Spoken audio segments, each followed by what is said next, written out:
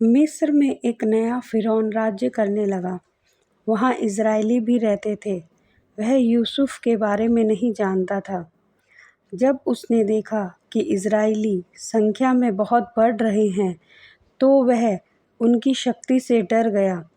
उसने अपने लोगों को चेतावनी दी कि यदि ये ऐसे ही बढ़ते रहे तो इज़राइली हमारे शत्रुओं के साथ मिलकर हमसे लड़ सकते हैं और देश छोड़कर चले जा सकते हैं।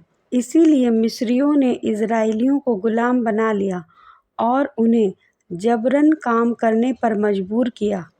लेकिन इज़राइली उन पर हो रहे अत्याचारों के बाद भी संख्या और बल में बढ़ते चले गए। इस कारण मिस्रियों ने उनसे और अधिक कठोर परिश्रम कराना शुरू कर दिया। उन्होंने उन्हें मिट्टी गूँथने, ईंट बनाने और खेतों में कठिन कामों में लगा दिया। इब्रानी स्त्रियों को जन्म देने में सहायता करने वाली 2 दाइयाँ थीं। उनके नाम शिफ्रा और पुआ थे। फ़िरौन ने उन्हें बुलाकर कहा, जब तुम इब्रानी स्त्रियों की सहायता करो और यदि बालक लड़का हो तो उसे मार डालो और यदि लड़की हो तो उसे जीवित रहने दो। परंतु दाइयों ने फ़िरौन की आज्ञा की अवहेलना की और परमेश्वर का भय माना। उन्होंने बालकों को जीवित रहने दिया। तब फ़िरौन ने उन्हें बुलाकर पूछा, तुमने ऐसा क्यों किया और बालकों को क्यों जीवित रहने दिया? उन्होंने उत्तर दिया, इब्रानी स्त्रियां मिस्री स्त्रियों की तरह नहीं हैं। वे तो इतनी सबल हैं कि हमारे पहुंचने से पहले ही बच्चे जन्म दे देती हैं। इसीलिए फ़िरौन ने अपने सब लोगों को आज्ञा दी, जो भी इब्रानी लड़का जन्म ले उसे नील नदी में फेंक दो और लड़कियों को जीवित रहने दो। लेवी गोत्र के एक इज़राइली पुरुष ने उसी गोत्र की एक स्त्री से विवाह किया। उसने एक पुत्र को जन्म दिया। जब उसने देखा कि बच्चा सुंदर है तो उसने उसे 3 महीने तक छिपा रखा।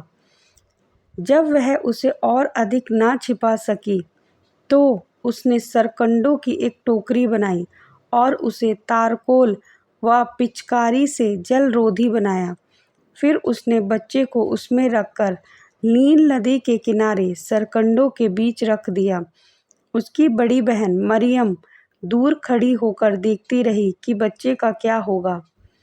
इसी बीच फ़िरौन की बेटी स्नान करने के लिए नदी पर आई।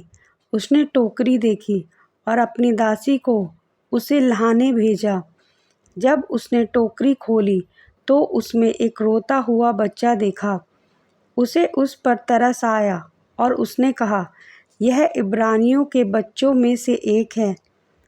तब मरियम आगे बढ़कर राजकुमारी से बोली, क्या मैं जाकर किसी इब्रानी स्त्री को बुलाऊं जो इस बच्चे को दूध पिलाए? राजकुमारी ने कहा, हाँ जाओ। मरियम तुरंत अपनी माँ को ले आई। राजकुमारी ने कहा, इस बच्चे को ले जाओ और मेरे लिए दूध पिलाओ। मैं तुम्हें इसका पारिश्रमिक दूंगी। इस प्रकार माँ ने अपने बच्चे की देखभाल की।